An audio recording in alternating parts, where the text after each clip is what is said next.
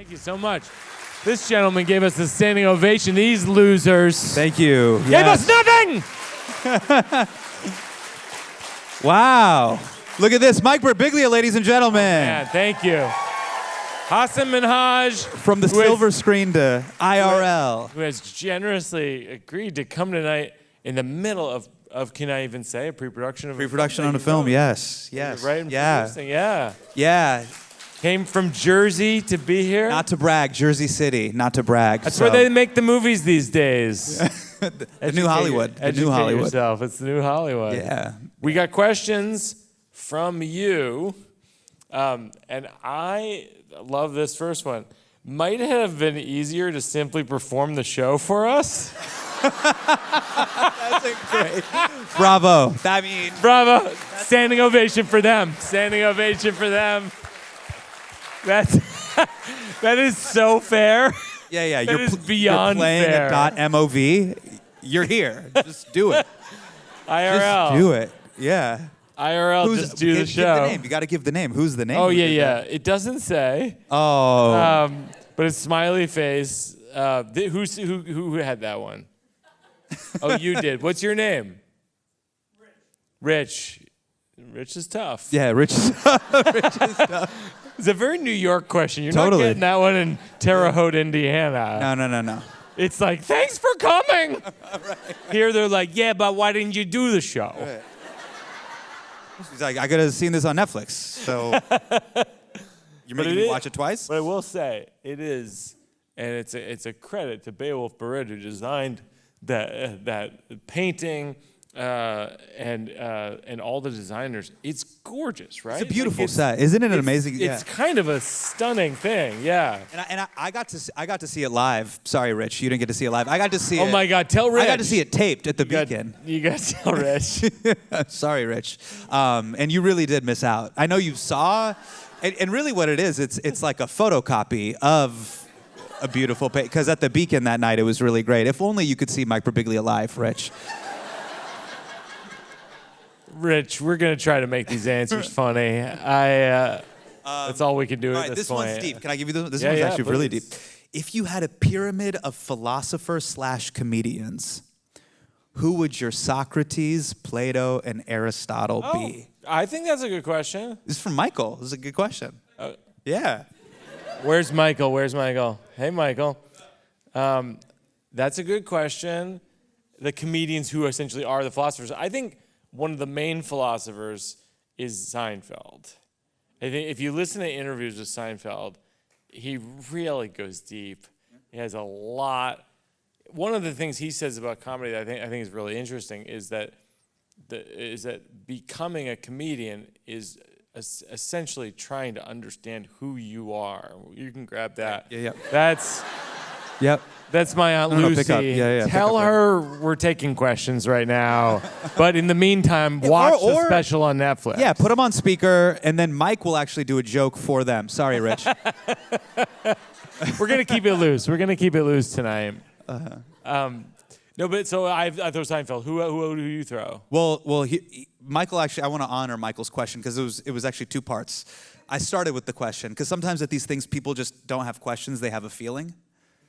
Yes. There's no question. So they'll be like, question. They'll be like, right now, the United States of America is on the verge of war. It's a lot. And you're like, what's the question? Yeah, what's the question? Michael writes, I've had this theory that the comedians of today are our philosophers. To me, our Socrates is George Carlin. Plato is Dave Chappelle. No, and Seinfeld Michael. is Aristotle.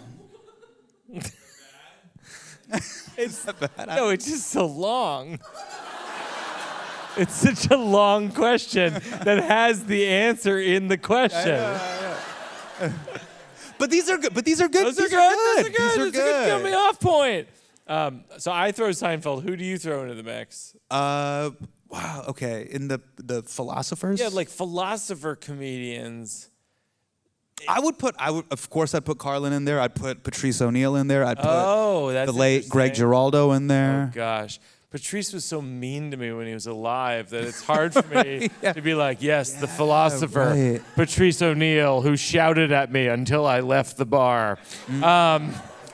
That must suck for you because It's terrible. You got to meet all these giants. Yeah. Because I before came up. yeah. I was a door person at the DC Improv in the late '90s.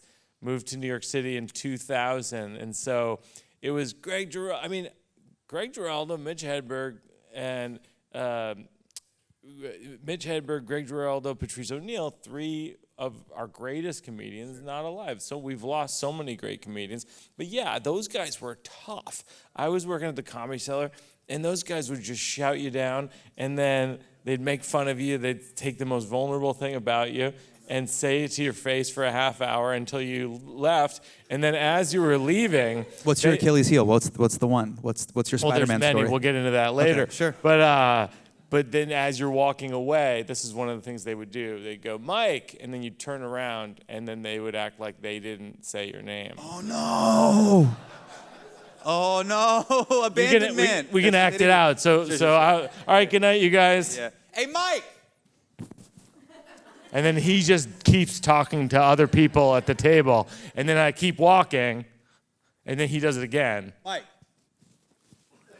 And that's Patrice O'Neill, Greg Giraldo, and Colin Quinn, and Jim Norton. That would destroy me. It was devastating. I would never make it to the 92nd Street Y for 184 people out of 220 seats, I think. No, this is... What did you just say about it? I was saying there's about 184 people out of 226 seats. Fair. Yeah, it's fair. Well, we definitely missed some people up front. Yeah. Thank you. Not sure how that happened. Thank you for that. But yeah. So who else is? So those people you were saying. Yeah, but let's keep it moving. Yeah, let's keep it moving. You know, who's the best storyteller you know? I've said this before. I've said this. You were a huge inspiration on me. Thank you. Yeah. That means a lot to me. And you to me. That's you on me. I don't know about that. But you were. But it's, I'm trying to think of the best storyteller I know. I feel like the storytelling gene for me is on my mom's side. I think I love the thing that my mom's Irish. The expression the more an Irish person tells a story, the longer the story gets, and the less true. And I think it's true, and it's fun. Yeah. Anyway, okay. My mom I think tells great stories. What's the crossover in your target audience? Oh wow. Of penmanship. Tricky.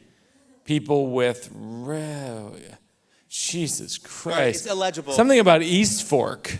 Someone shout out if their question was about East Fork?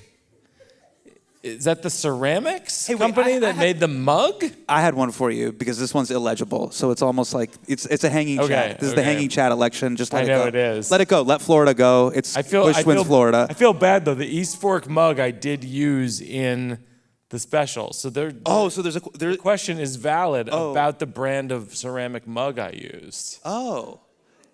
Someone shout out if that was your question. Is a mug aficionado that. Oh, okay. Oh, wow. That's a great question.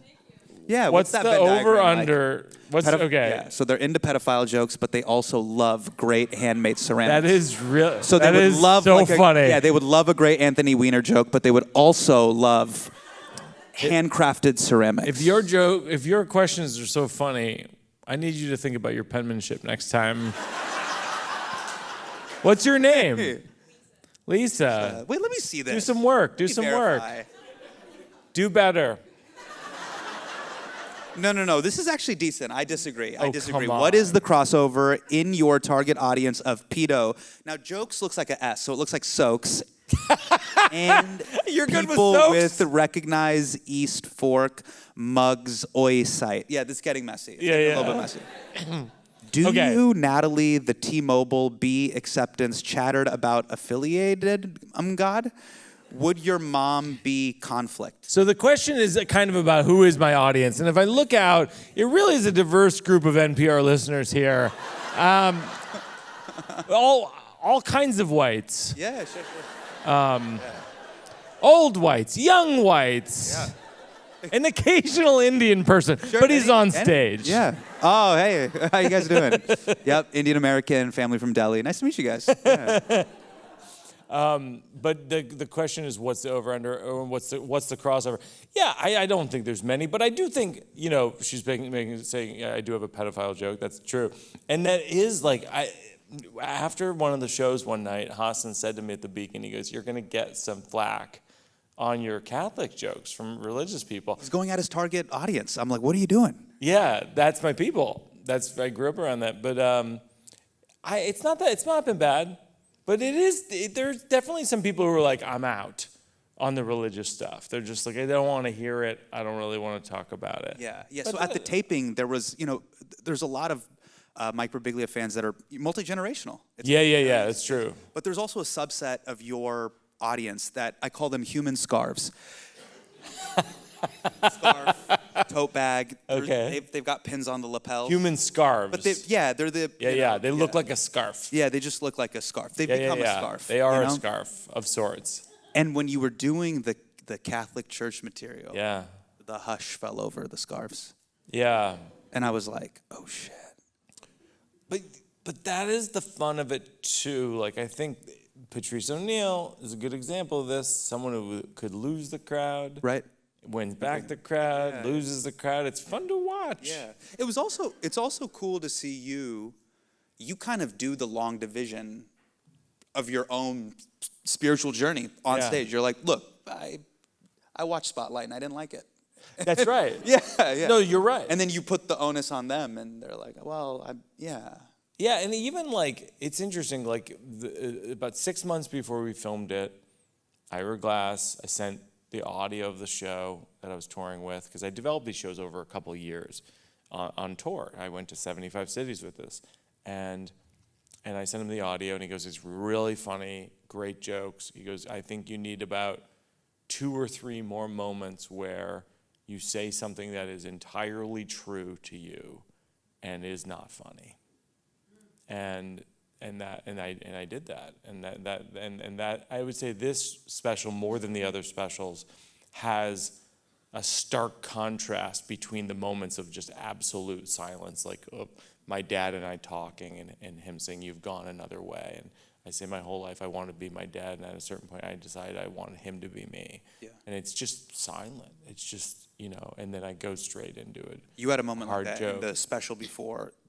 The one, Old Man in the Pool one. Old Man in the Pool, where you said, now, and I understand why dads leave.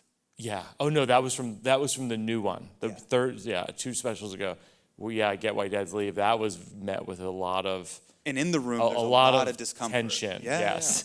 Yeah. Yes. But you kept it in from the cherry lane all the way to the special. Yeah, I nuanced it though over time because the New York Times reporter went so hard into it that I was like, maybe I should rethink how I phrase this. And so I added the word thought. This is a thought I had, as opposed to I get why dads leave. And then it's like... Did it change the way the joke changed the way that people took it, yeah. Because once you view it as a thought, you go, well, what am I going to fucking hate this guy's thoughts? Right. Aren't we here for someone else's thoughts than our own? And I think that actually did. Yeah, and it's also like, it was a passing thought. It was like a cloud. It's a passing thought, yeah. Anyway. Wait, this is a good one. Speaking of passing thoughts that could be dark. Sorry if it is very dark. My mom recently had a stroke. Does it get better? Do you ever stop feeling scared for them or you dying? That's a hard question because I think it's both. I think it gets better and I think it gets worse, or at least in my case. My dad had a stroke 15 months ago. He's still with us, but there's things, there's moments of peace that I've had with my dad in the last 15 months that I didn't have previous to the stroke. Because as I joke in the show, I go, it's been devastating, but if I'm being honest, it has calmed him down. And that was like the first joke I was able to write about my dad's stroke, and it was. The reason I was comfortable with it is it's true. It's like like my dad, like the other day, I was talking to my mom and dad, and people always ask, did your dad watch the special? And I go, no, he never watched the other specials before the stroke. He was not a fan. He likes what? Comedy. Wait. He just doesn't like mine. If you guys ever do family trips, do you pay for vacation? Sometimes. So you've paid for his vacation. Yeah, close. Yeah. How dare he not like your comedy?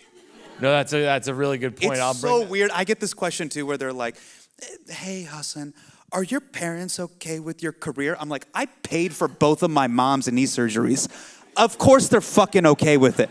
Like, call Chase Sapphire and look at the PDF.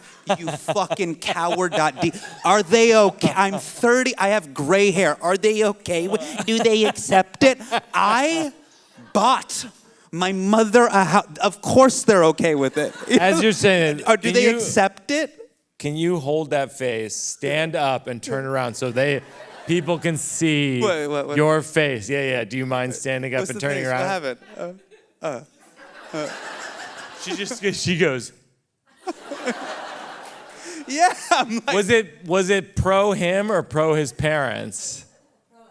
Pro everyone. Okay. Pro everyone. Yeah. But that's an insane thing to ask No, a 40-year-old man of like, when will they accept? It's like, I have lower back pain. I have to start getting colonoscopies. When will they accept? It's like, I'm at the halftime show of life. Yeah.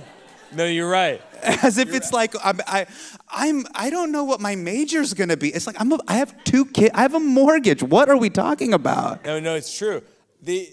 I did have a moment of peace with him though recently. Yeah. I was talking to my mom and dad, and my mom had read this piece that I wrote for the New York Times. It was an essay about how a coping mechanism for me is humor. Yeah. And my mom read it. Now that's a drone strike. The fact that you put that on NYT.com, that is, no. Wait, why? Right, because it's like, this is like congressional testimony for parents. Are you kidding me?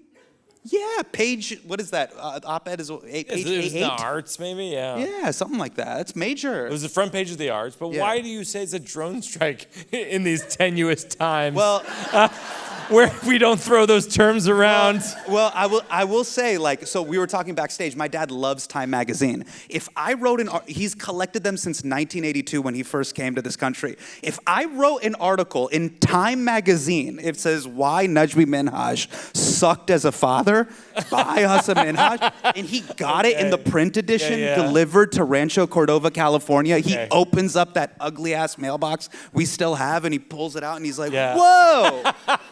No, I get what you're high-res saying. photo of me on stage, like, and then it's, why not? And then in a serif font, it'd kill him. No, you're It'd kill right. him. He'd go send me to Guantanamo Bay. Like, I'd rather be waterboarded. No, I was concerned. I wasn't as concerned as you are. Yeah. But so my mom read it. Yeah. And she was explaining it to my dad. And my dad said to me on the phone, he goes, "Well, I just don't like personal humor." And of course, it has a great irony to it. And in that moment, I never planned to say this to him, but in the moment I go, "Well, you can't choose what your child's gifts are." And he goes, "You're right," and he laughed. And I had peace. That was beautiful. Yeah, I had peace from it. I really did. Yeah. Because I was finally able to look at through the lens of being a dad. My daughter's 10. Yeah. And I was able to look at this idea of like, what if Una did something that to me I can't even grasp? Right. And it's like, well, if that's her passion, that's her gift. It's like, well, no, you can't possibly judge that. How could you possibly? Does your dad have a favorite comic? Joe was talking to him a few years ago, my brother Joe, and he goes, out of nowhere, he goes, I always wanted in the 70s to write for Saturday Night Live. It was so funny, because we don't think of him as funny at all. It's just like everyone has this like a secret desire. So I think you would have been fired within a week. Yeah, you'd be fired within a week. You'd be angry. You're a rageaholic. But no, but I think he liked the early SNL. He didn't like Carson because he felt like he was too mean-spirited. All in the Family? Like, what did he? Yeah, like? I think he liked All in Comedy the and Family. humor? Yeah. But yeah, I don't know what else actually. To be honest with you, I didn't watch a lot of comedy with my dad. But anyway. Who do you think God's favorite comedian is? You think it's Gaffigan, but it's secretly Chappelle? You know what I mean? Like God has to write down, he's like, Jim Gaffigan, but he's like, dude, Chappelle. God has access to the Netflix numbers behind the scenes. He's like, wait, I know. The real winner in all this. No. It's no, that's a good question about God, though. If there were a God, we could find out.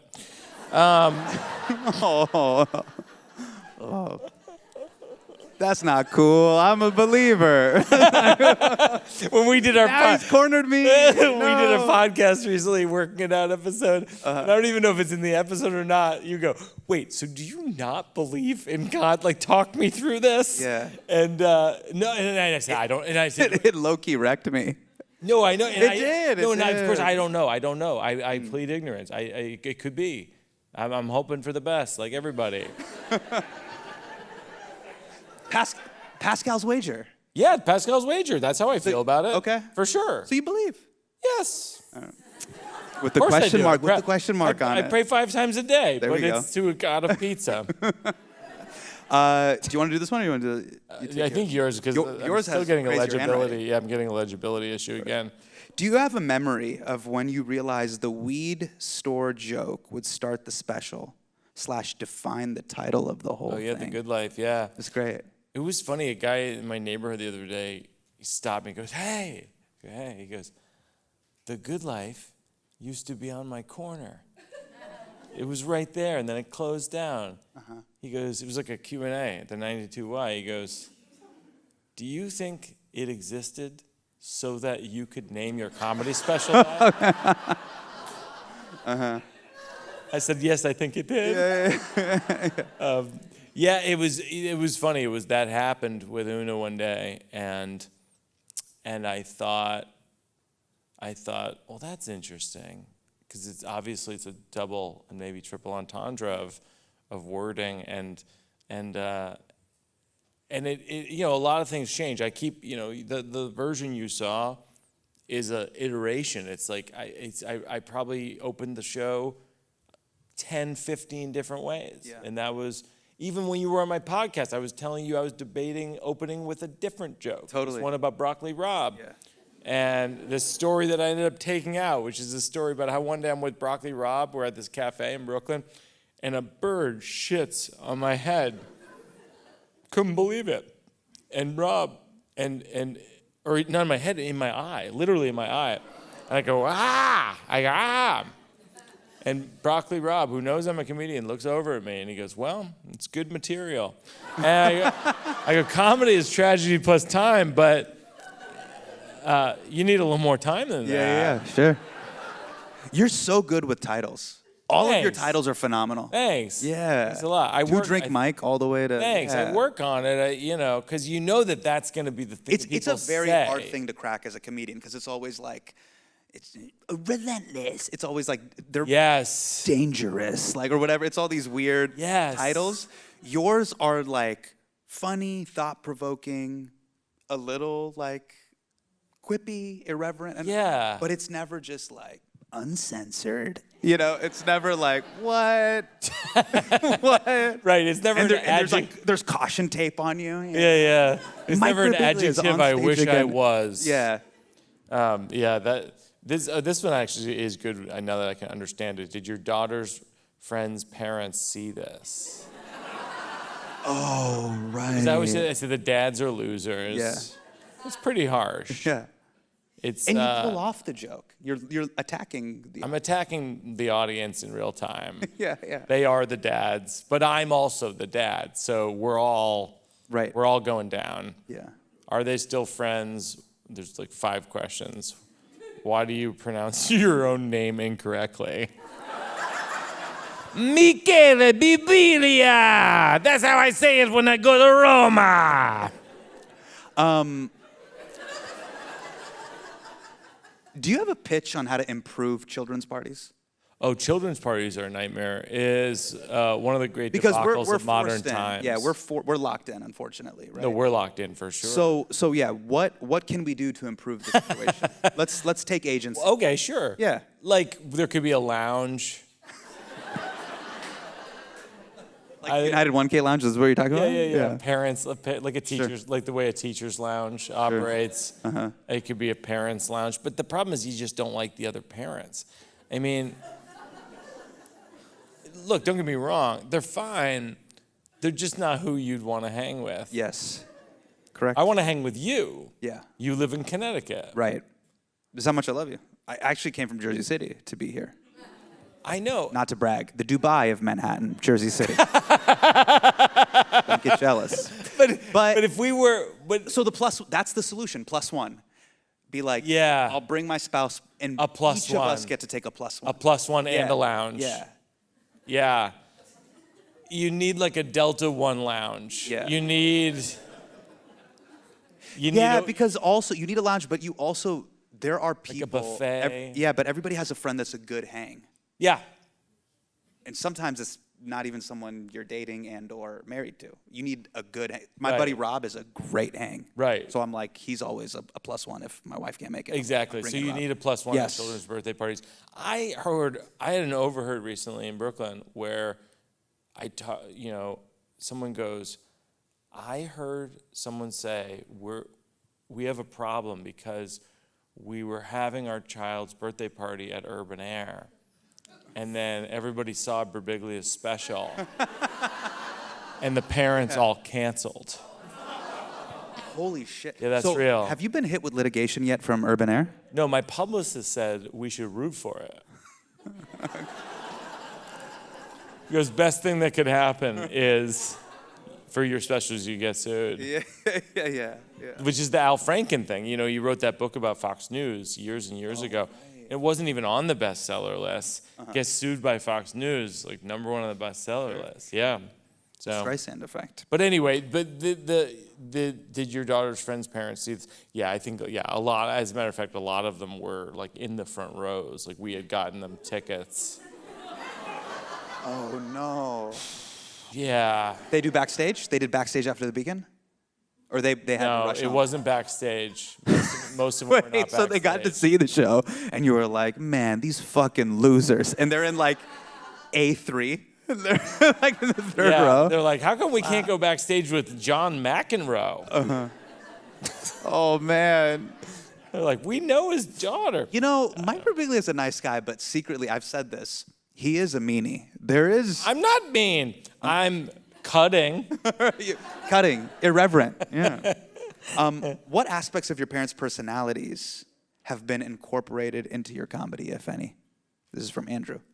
I think that I'm spacey like my mom. My mom's a bit spacey and a storyteller.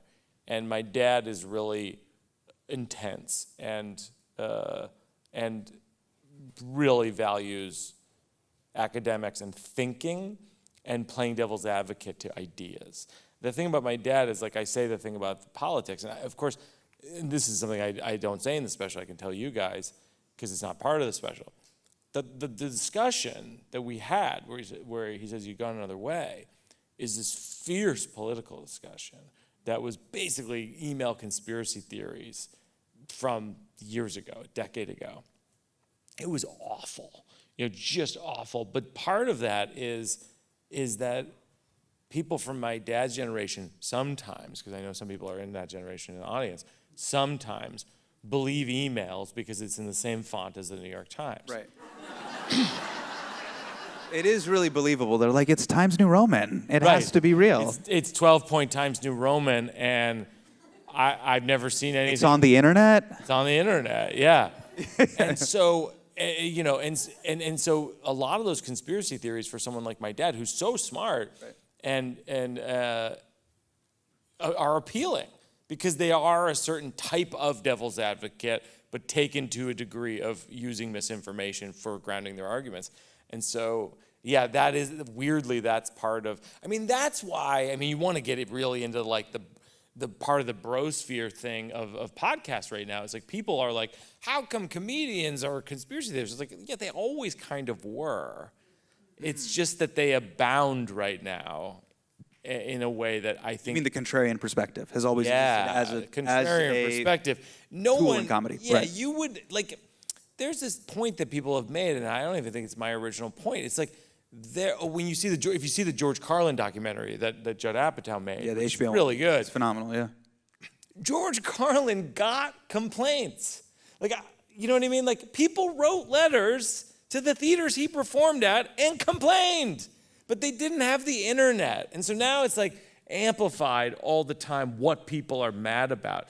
But he and many other great comedians were like, they're spun out. They're like, what about this? What about this? What about this? What about this? Right. They're not right.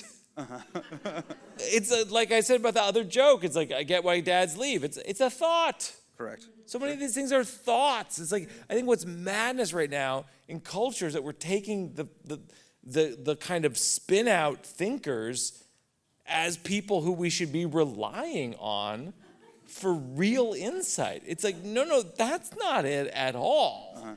Tim Dillon is not going to be the mayor. Right. But maybe someone worse, actually. No, I'm just kidding. Anything's possible. I'm out of questions. Do you want? Okay, There here's you what go. I got. Have you heard from Urban Air?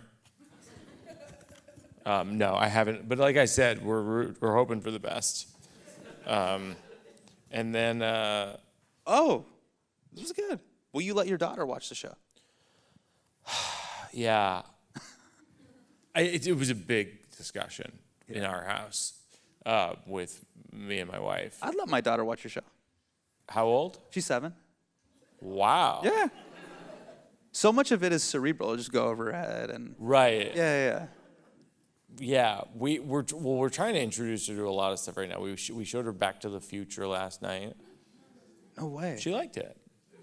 It's a good one. We're trying to introduce her to just more grown-up things. You know, she's on the cusp of teenhood, and yeah, I showed her some of the jokes. You know, I showed her clips of some of the jokes. I didn't want to show her the whole thing. Yeah. Because I felt like I'll let her. She knows you're a stand-up comedian? She follows me on Instagram. I don't know. Whoa. I'm just kidding. I don't. You don't. She's not on Instagram. No, she might have a Finsta. So she she knows. might have the burner and then follow you. The biggest deal for her was that I was in the Taylor Swift video for Anti-Hero. That is pretty all-time epic. Yeah, it's weird. Yeah. It's a weird thing if you're a 10-year-old girl. Yeah. You've listened to Taylor Swift all the time, and then like your dad's like in the music video for the hit song. It's awesome. Playing Taylor Swift's son. It'd be the equivalent. Like, that's weird. That's Wild. a surreal thing. It'd be like if you were growing up and you're like, you know, my dad is in the Smooth Criminal video, right? Yeah. That's exactly what it is. Yeah. It makes. He's the little kid in the alley that's dancing like Michael Jackson. That's my dad. Yeah. Or he's in Thriller. Yeah. The guy with the hat. Yeah, that's my dad. The sunglasses. Yeah, it's very surreal. And I was trying to explain jokes to her. I go, so jokes, because the hardest joke in a way, and Jen said to me, she was like, you should talk to her about the ballet joke. Yeah. Yeah. You know, she's we're at ballet where Jenny and I are crying because she doesn't have it, you know, and. Oh, no. Yeah. So I explained it to her, and I go, the way that jokes work is that there's something that's true, and then there's something that's ridiculous. And then sometimes there's something that's true, and then something ridiculous. Yeah. And so I go, so the true part is that we're crying. And the ridiculous part is she doesn't have it. And then the true part is, no, we're crying for the right reasons, you know? And it goes back and forth and back and forth. And she goes, I like the true jokes better. And I go, well, the good part with my shows is they end on true. So the whole thing is like a seesaw. Yeah. And then at the end, it's something true. And I go, I really pride myself on that. Like, It's I really really want. beautiful. Thanks. Like, are able to communicate that to her and Thanks. have that convo. Because it's very loaded. It's loaded. Yeah. Yeah. No, it's. And I'm not evolved, like, in that way. Because if my 7-year-old was like, I didn't like that, I'd be like, you know how we cut the line at Disneyland?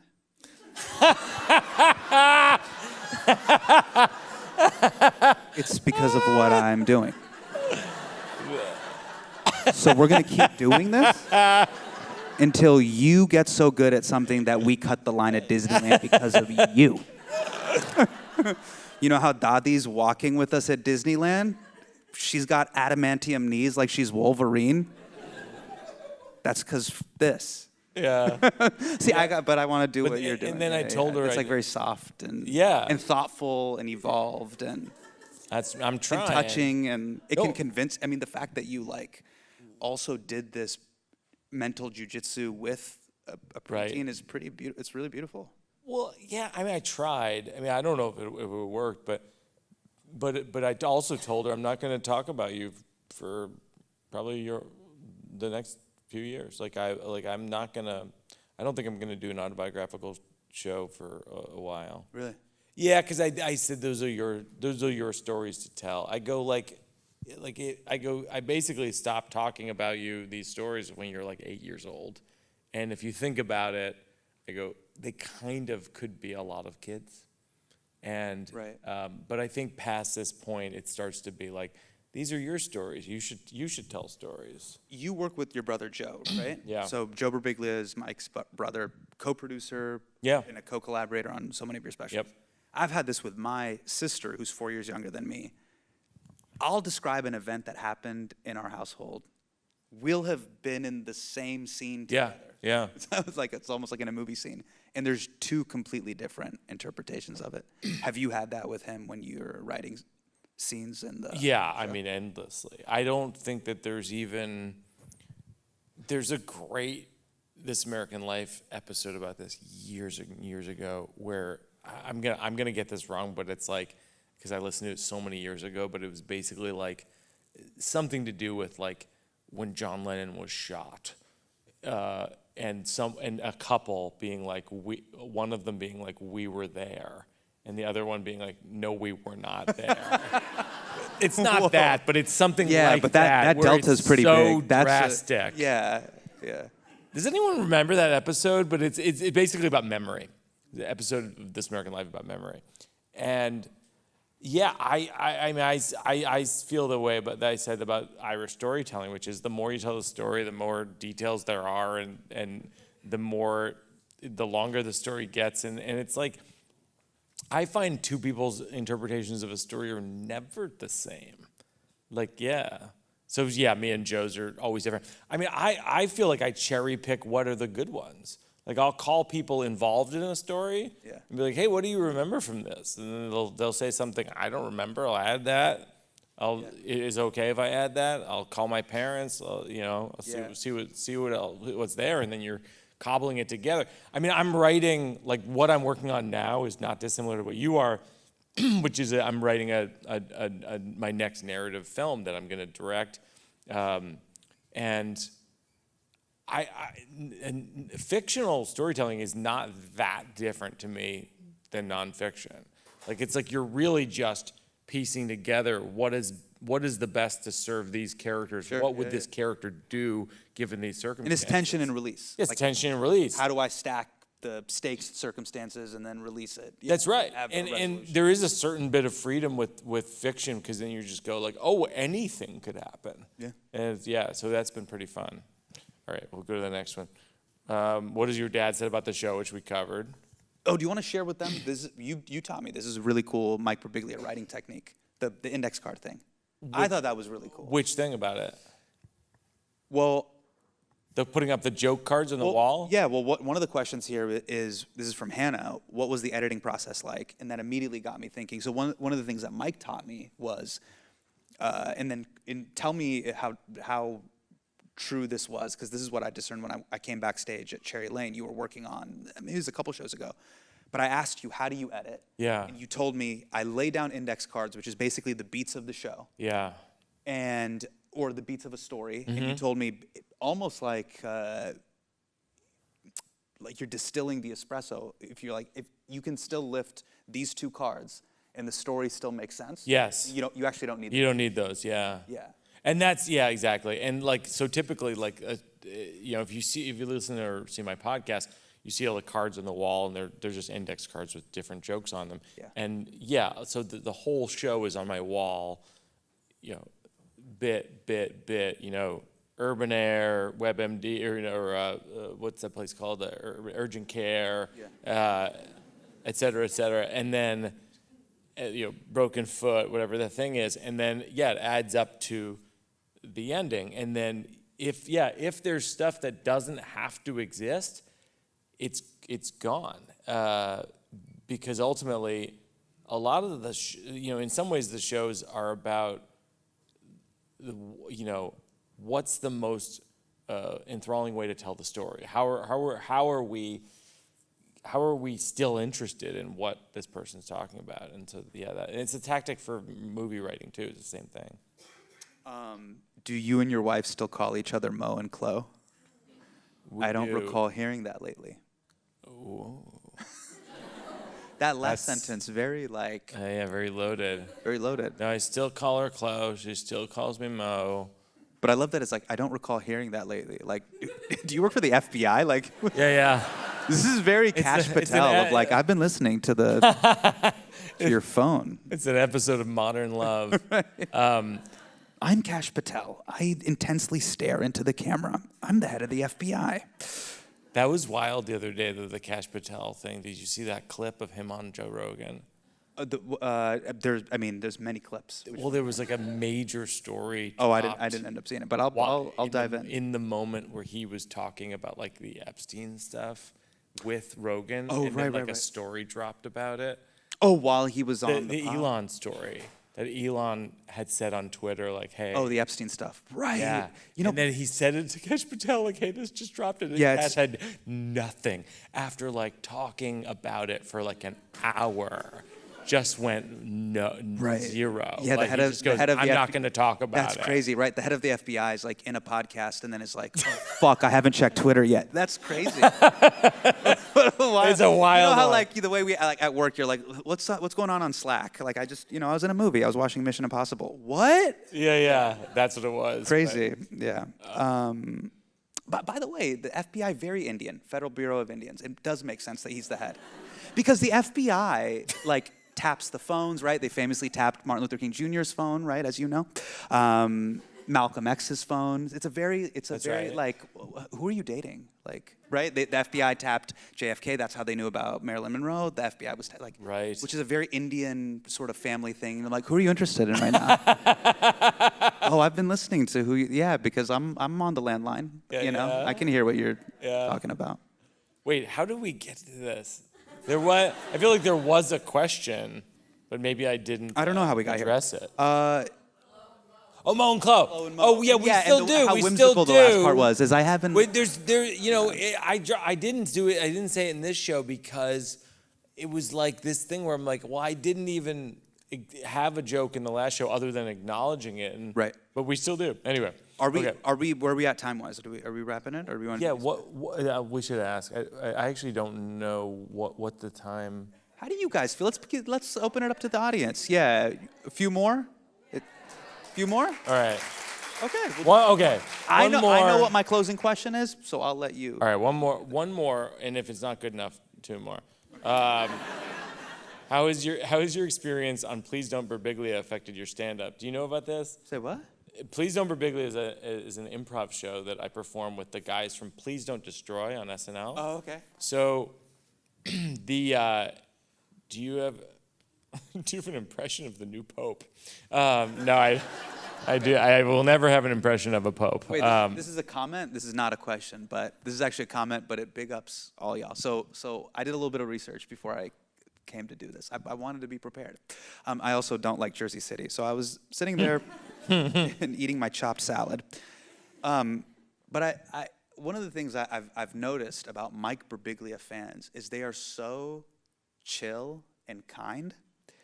I found a Reddit thread, okay, from when your special was announced. Oh my God. Okay? This is from reddit.com/entertainment. This is a wide net, folks. There is not a single mean thing on this post. Really? I have never seen anything like that. These are the top comments. I like that dude. Good storyteller. one of the greats.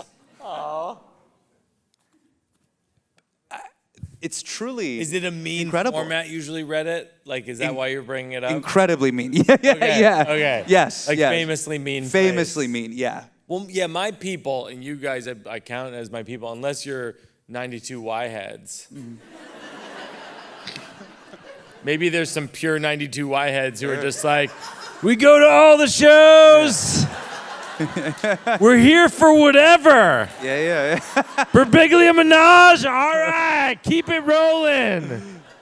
Yeah. But yeah, my audience. They're like, I paid for that and Planet Fitness. So I'm going every day for the Tootsie Rolls. Isn't it funny that Planet Fitness they have a jar of Tootsie Rolls. They're like, this is going to work. This is going to work. Like, reel it in. But my audience and my folks who are here, I appreciate it.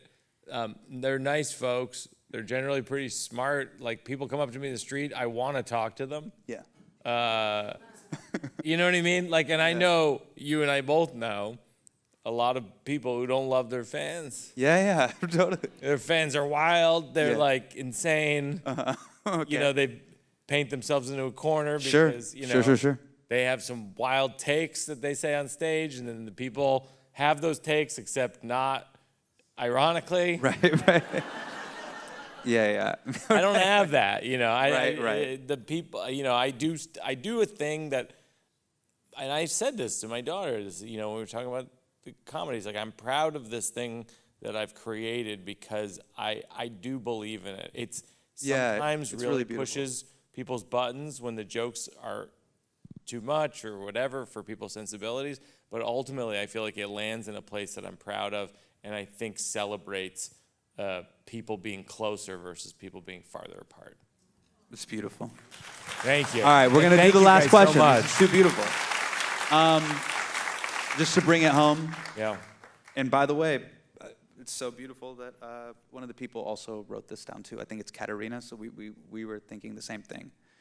What is the good life, and do you think you're living the good life? Oh, wow. Jeez. That is deep. What is the good life?